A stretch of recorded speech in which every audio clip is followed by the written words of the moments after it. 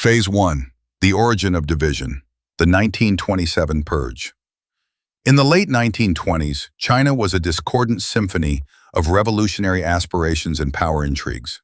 After the fall of the Qing dynasty in 1911, the fledgling republic failed to bring order and instead sank into chaos due to warlord rivalries. Amid this turmoil, two main forces emerged. The Kuomintang, KMT, led initially by Yat-sen and later by Chiang Kai-shek, representing nationalist tendencies, and the newly founded Communist Party of China, CPC, in 1921, carrying a desire to transform society based on Marxist-Leninist ideology. After Sun Yat-sen's death, Chiang quickly took control of the KMT. In 1924, under the influence of the Kuomintang, the KMT and CPC entered their first phase of cooperation, the First United Front. Though seemingly opposed, both parties shared a common goal: to unify the country, eliminate warlordism, and push back Western and Japanese imperialist influence. The Northern Expedition, 1926-1928, was the alliance's pinnacle as KMT forces, with communist support, won significant victories, defeating northern warlords. However, seeds of distrust had already taken root. The CPC's rapid growth among workers and peasants alarmed Chiang, who was unwilling to share power with a revolutionary force growing ever stronger. In April 1927, as the Northern Expedition Army entered Shanghai, a key economic and revolutionary center, Chiang decided to act. The purge began on April 12th, meticulously and brutally executed. KMT white terror squads hunted through factories and alleys, arresting and executing thousands of communists and their supporters. In just a few days, vibrant streets turned into anonymous graveyards. The alliance shattered. The CPC, suffering heavy losses, was forced to withdraw from cities and shift strategy toward rural areas. This purge ended the fragile cooperation and ignited a civil war lasting over 2 decades, where blood and resolve would rewrite China's fate. Phase 2, Struggle for Survival. From rural uprisings to the Long March, 1927-1937. Following the White Terror wave in Shanghai, communist blood stained the city's streets and the CPC nearly vanished into the shadows. Betrayed by the KMT, they lost not only their ally, but faced near annihilation. In desperation, communists retreated from cities, original strategic centers, to seek footholds in remote countryside. In rural areas, the CPC discovered a strategic truth. The peasants are the sea, and the revolution, the fish. They regrouped in remote mountains like Jinggangshan and later Ruijin, establishing rural Soviets, launching land reforms, and building the Red Army. Mao Zedong, previously sidelined, began asserting central leadership, emphasizing guerrilla warfare and revolution from countryside encircling cities. Meanwhile, Chiang, consolidating power, prioritized exterminating communists.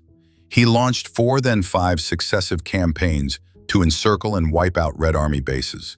Despite early communist resistance, the 5th campaign, 1933-1934, aided by German advisor Hans von Seeckt, adopted a gradual siege strategy, forcing the communists to abandon their Ruijin base.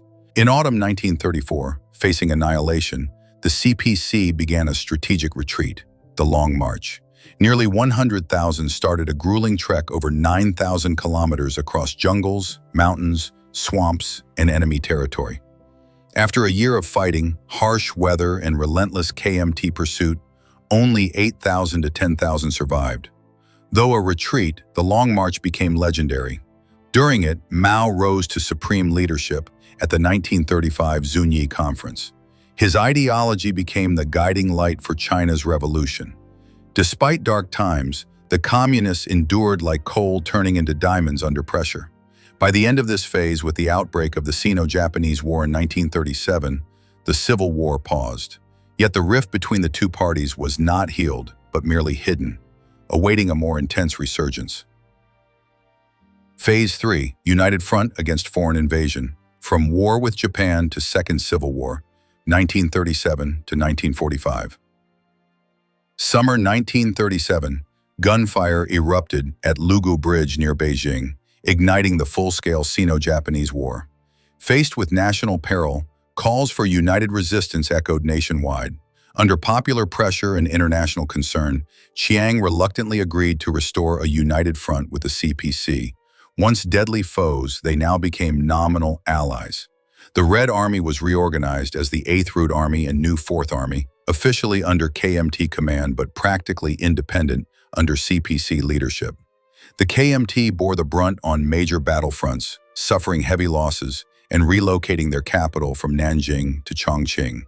The Communists focused on guerrilla warfare, deep in Japanese rear areas, gradually expanding base areas and strengthening influence.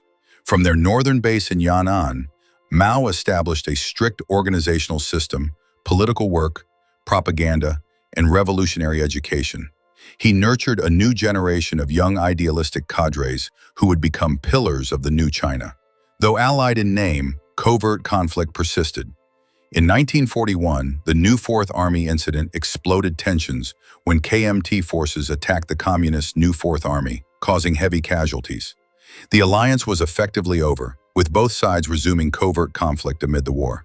By the war's end, the CPC controlled over 90 million people and millions of square kilometers, far surpassing their 1937 position. Meanwhile, the KMT, despite massive U.S. aid, weakened due to corruption, inflation, and social crises.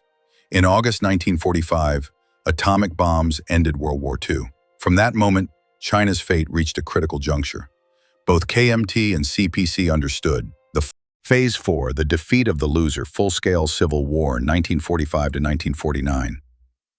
Less than a month after World War II's end, fratricidal gunfire erupted again across China. KMT forces, aided by American aircraft and transport, rushed north to reclaim Japanese-occupied territories before Soviet troops withdrew. Meanwhile, the CPC, covertly supported by the USSR, quickly took control of resource-rich northeast China, formerly the Japanese puppet state Manchukuo. In October 1945, Mao and Chiang met in Chongqing, attempting negotiations to avoid full war. But cold handshakes belied deep hostility. Fighting resumed alongside talks, and promises of peace proved temporary as guns blazed across battlefields. From 1946, the Second Civil War officially erupted. Initially, the better-equipped, more numerous KMT won many victories, retaking most major cities and critical railways. However, early successes gave way to strategic defeats. The CPC learned from past clashes, employing flexible tactics, avoiding direct battles, attacking rural areas, cutting supply lines, and isolating urban centers. They built red belts, encircling KMT strongholds. When strong enough, they launched massive counteroffensives. From 1947, the tide turned. The People's Liberation Army, PLA, led by generals such as Liu Bocheng, Peng Dehuai, and especially Lin Biao, launched large campaigns from Inner Mongolia to Shandong, Hebei to Jiangnan. The Liaoshen, Huaihai, and Pingjing campaigns swept away KMT defenses like tsunamis. By late 1948, KMT forces collapsed on all fronts. Defeat stemmed not only from battle losses, but also public discontent. Famine, corruption, repression, and loss of faith drove people away from Chiang's government. Conversely, the CPC, with slogans like Land to the Tiller and Government of the People, attracted millions to their cause. In January 1949, Beijing fell. One by one, major cities fell to communists, Nanjing, Shanghai, Hangzhou, like collapsing dominoes. Finally, in December 1949, Chiang and remaining forces retreated to Taiwan, closing a tragic chapter for the KMT on the mainland. Phase 5. The victory of the Communist Party and the end of the Civil War, 1946 to 1949. After years of fierce struggle, the Chinese Civil War entered its final decisive stage. In 1946, despite attempts at peace talks in Chongqing, differing goals and interests led to failure. Chiang's KMT retained strength in many large cities and central regions, while Mao's communist forces expanded their influence in vast rural areas. This phase witnessed major military campaigns, including the Liaoshen and Huaihai campaigns, pushing KMT forces out of key strategic regions.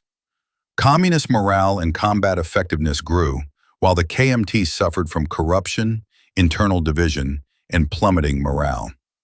By late 1948 and early 1949, a string of major cities fell to the communists. Shanghai, Zhengzhou, and Nanjing, the KMT's former capital, were lost. The KMT quickly weakened, with many generals fleeing or surrendering. On October 1, 1949, Mao proclaimed the founding of the People's Republic of China in Beijing, officially ending a civil war that had lasted nearly 3 decades. The Civil War brought devastating losses in lives and resources, leaving deep scars on Chinese society. Yet the communist victory opened a new era with many challenges and opportunities ahead in rebuilding the country after years of brutal conflict. Thank you so much for watching and listening. If you enjoyed this content and found it interesting, don't forget to leave a like, subscribe, and hit the notification bell so you won't miss any of our upcoming videos.